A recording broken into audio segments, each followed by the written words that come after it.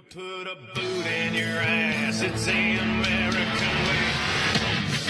This is the Sean Hannity Show. All right, thanks, Scott Shannon. Glad you're with us. The Sean Hannity Show. A lot has been made over the comments, a lot of shock, a lot of surprise, even by me, on the issue of the president, who was so against enhanced interrogation programs, but yet he is involved in drone strikes. Then the issue came up about drone strikes against American citizens. Well, now to take it a step further, Senator Rand Paul has been inquiring the depth to which the administration thinks they can do this. Does that mean that there are drone strikes that they can use on, American towns, American cities, if they deem it against somebody that is involved in an act of war against America? Well, apparently the answer to that is yes. And joining us now is Senator Rand Paul of Kentucky. Senator, I'm just getting a hold of these two letters that you received. Why don't you walk us through them? Well, the letter from Eric Holder, the Attorney General, in that letter, he refuses to rule out using drone strikes on Americans, on American soil. The reason this is troubling is that we're not talking about someone holding a weapon. We're not talking about somebody with a grenade launcher. Many of these drone strikes are against people who are walking and talking, sitting and eating, or sleeping in their house. Now, it's not to say that a lot of these people aren't bad people overseas, but really in America, we need to be charged with something and get our day in court. And just because you've had an email from a friend who lives overseas who now someone suspects of terrorism, is that enough to be killed without a court date or without a trial for an American citizen? And I don't think so. But we're not talking about people actively engaging in some sort of lethal force. And in fact, when the president has been asked about this, he says that, they have to be an imminent threat, but they don't have to be an immediate threat.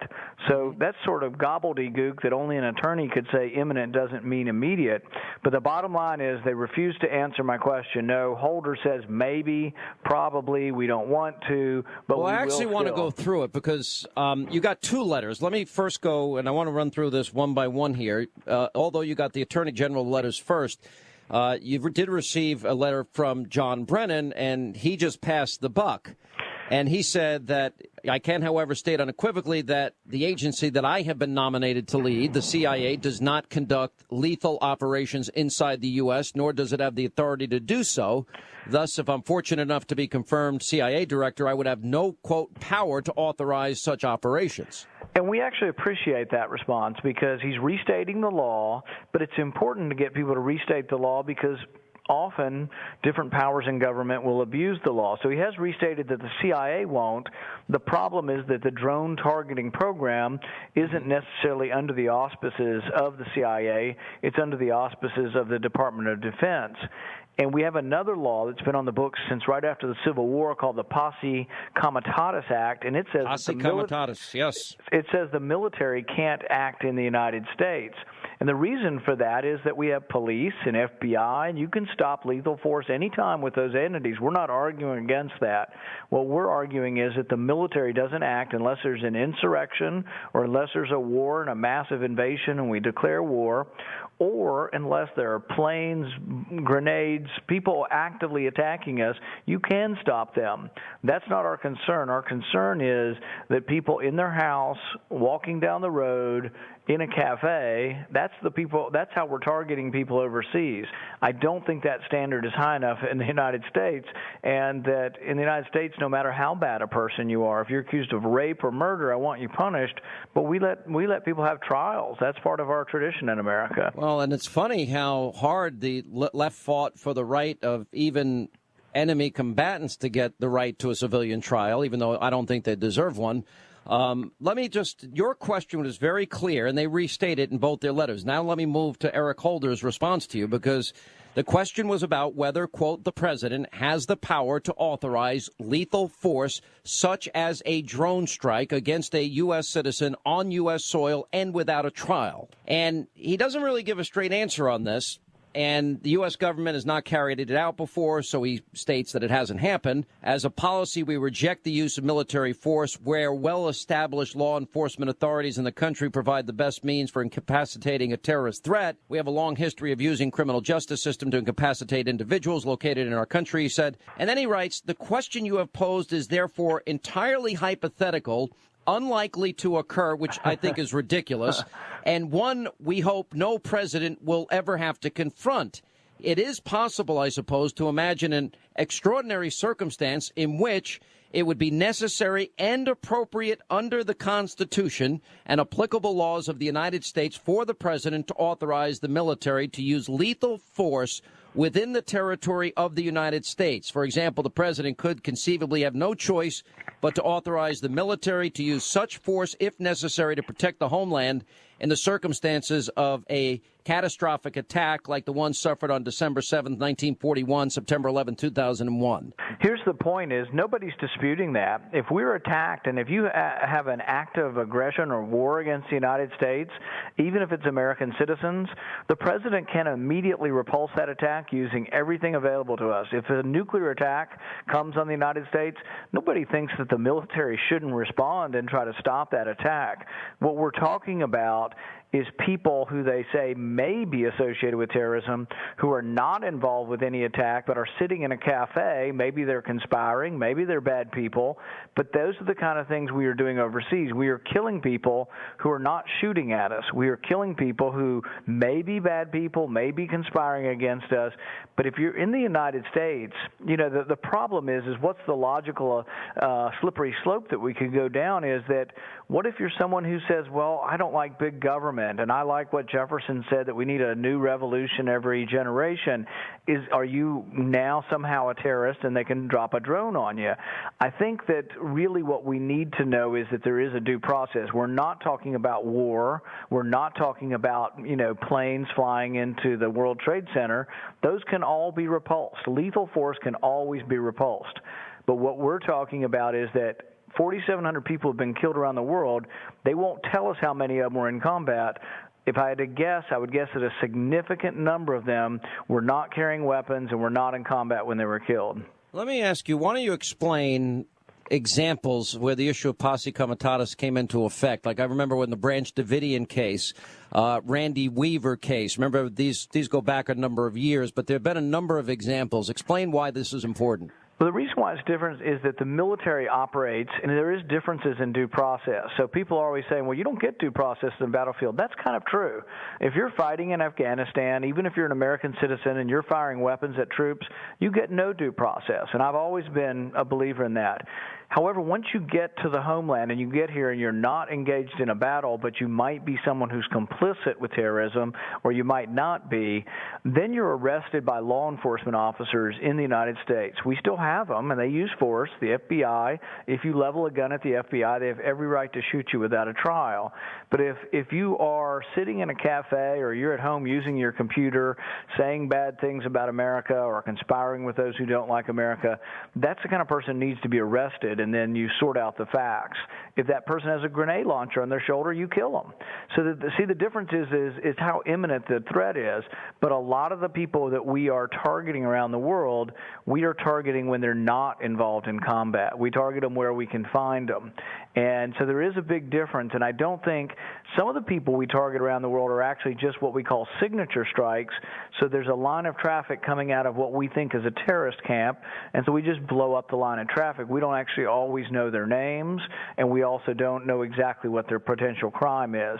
Yeah. So I think that level of a standard may be something that can be debatable in a war zone overseas, but in San Francisco or Houston or New York, I don't think that kind of standard is what our founding fathers intended, and that's why I've always separated the military from domestic police, and domestic police have to get warrants. The military overseas, they don't get warrants and judicial review for military activity, but here at home you do. The FBI has to have a warrant to look at your computer, to look in your house. You know what's ironic about all of this, and I'm going to get to the warrant issue in just a minute here, is that let's just take a little trip down memory lane and Democrats and how anti-quote waterboarding they were. We only waterboarded 3 people. That's it. And it resulted actually in the intelligence that led us to bin Laden and the courier that led us to bin Laden. So there was a direct path from enhanced interrogation to getting Osama bin Laden, which was huge, which, of course, Democrats oppose, but yet they support these drone strikes against even American citizens, which I find a little hypocritical. Here's some of what they said. I want you to listen to this. Head slapping, waterboarding, exposure to extreme temperatures. Torture? There is a legal definition of torture that I believe this would fit. The president says it is not. Shamefully, we now learn that Saddam's torture chambers reopened under new management, U.S. management. Well, I hope we will not find CIA agents in the future who will torture people and break the law. The United States law is very clear. No one may torture anybody. Obeying orders is no excuse, and anyone who gives orders for torture is just as culpable as people who obey those orders. There is no appropriate torture, and we've been arguing that for a long time. They have been arguing to be allowed to torture. This is the first administration in American history. The Vice President of the United States says we should be allowed to torture. They argued for torture, for a loophole that allowed them to do it. Now the president stands up and says the United States doesn't torture. Are we, as Americans, still routinely torturing helpless prisoners? And if so, does it feel normal that we as American citizens are not expressing outrage at this practice? The torture memos are deeply, deeply concerning for any American attorney general to have said it was okay to use torture in certain circumstances, which is essentially the thrust of those memos. That's of a deep, deep concern. Can you, Mr. Vice President, ever envision a time when waterboarding should be used on anyone? No. No. No. It's not effective. We neglected entirely the reconstruction process in Afghanistan, so we've got to get the job done there. And that requires us to have enough troops that we're not just air raiding villages and killing civilians. Well, it sounds like somebody's adopted the policy of air raiding villages and using these drone strikes. Well, there's even a greater hypocrisy. You know, torture would be one comparison. Killing, obviously, would be a step up from torture. But what about wiretapping?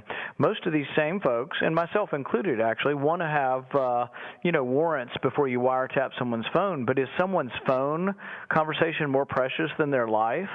So no judicial oversight for killing you, but by golly, get a warrant before we listen to your phone. Yeah, well, but think about this. I mean, which would you prefer, to be waterboarded or have a drone strike on your head? And the fact that they refuse to take this off the table is another story that has come out here, just to move the topic a little and advance it here, is that the Homeland Security drones now can detect whether or not civilians are armed, and that they've customized these drones, originally built for overseas military operations, now to carry out at-home surveillance tasks. That has civil libertarians and myself worried, because what are we going to identify people from the sky if they're carrying a gun and then send somebody to see if they have a license to carry that gun? I'm very concerned about it. I'm concerned about the EPA flying surveillance drones over farmland. We had a vote last year, and we actually almost stopped that program. We had 56 votes to stop the program, but it was a 60-vote requirement. Why are they flying over farmland? I guess they want to see if your cows are pooping in the stream. How many cows you've got.